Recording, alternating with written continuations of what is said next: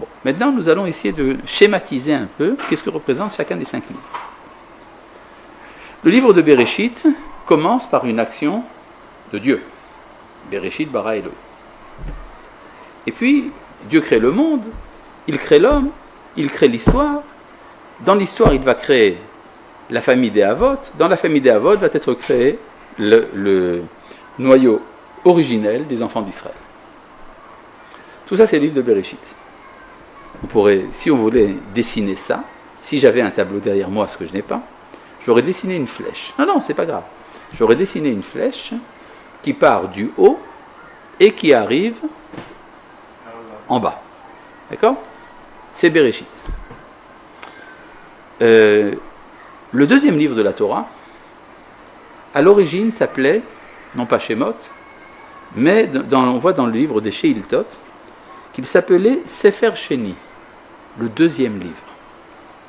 Très bizarre ce nom-là. Pourquoi est-ce que le deuxième livre de la Torah s'appellerait deuxième livre ? Alors que le premier s'appelle Bereshit. Oui, et que le troisième s'appelle ? Non, Torah Kohanim.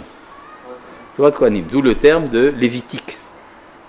D'accord ? Torah Kohanim. C'était l'ancien nom du troisième livre. Mais pour le deuxième livre, la tradition dit Sefer Sheni. Très bizarre.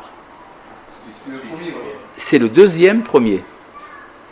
Il fait exact. Non, pas parce qu'il suit, parce qu'il reprend Bereshit au départ.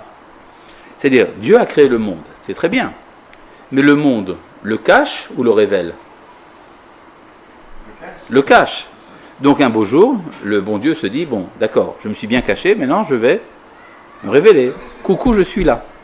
Donc c'est le livre de Shemot, qui est une reprise de l'action de Bereshit, mais dans le cadre du monde. Donc en fait, le livre de Shemot ressemble, si je voulais schématiser, si j'avais par exemple derrière moi un tableau, ce que je n'ai pas, mais ce n'est pas la peine de se lever, je représenterai le livre de Shemot comme également une flèche qui va du haut vers le bas, mais qui commencerait de plus haut.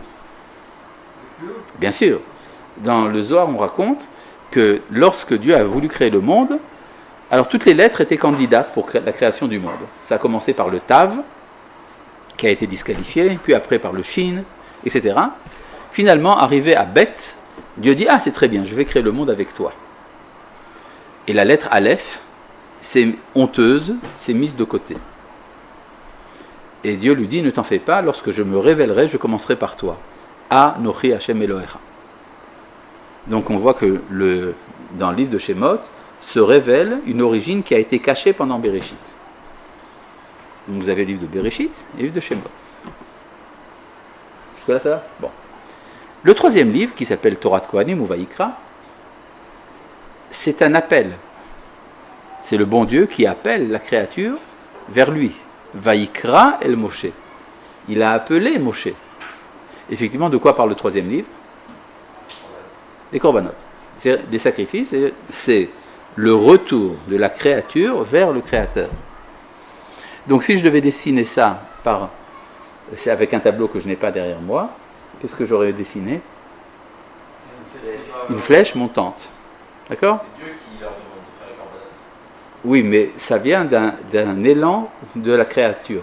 Adam qui yakriv mikem korban lachem, un homme qui voudrait d'entre vous présenter une offrande à Dieu. Donc en fait, vous avez donc 2 flèches descendantes et une flèche ascendante. Maintenant, tout ça, c'est très beau. C'est un monde harmonieux. Bereshit, Shemot et Vayikra représentent un monde harmonieux. Parce que tout se passe comme il faut. D'accord ?